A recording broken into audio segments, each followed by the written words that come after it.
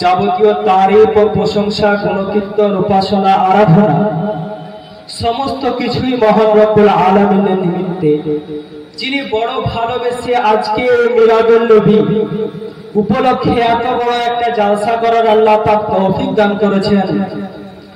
আরো শুকরিয়া এই যে তিনি আমাদেরকে অন্য কোন জাতির, অন্য কোন ধর্মের মানুষ না করে তিনার মনোনীত দিন, মনোনীত ধর্ম ইসলাম ধর্মের মানুষ করে আমাদেরকে পৃথিবীর বুকে পাঠিয়েছেন।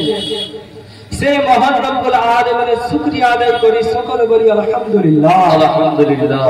তারপরে পরে অগণিত দরুদ ও সালাম শান্তি দ্বারা বর্ষিত হোক ও নাজিল হোক সেই নবী যিনি খোদার রাসূল, আল্লাহর মকবুল, সারা জগতের কান্দমূল জীব, বিশ্ব নেতা, উদার চেতা, পাপীদের উদ্ধার কর্তা, যিনি আনিসুল গরিবিন, খাতামান নবিয়িন, যিনাকে না সৃষ্টি করলে মহান রব্বুল আলামিন এক কথায় 18,000 মাখলুকাতকে সৃষ্টি করতেন না।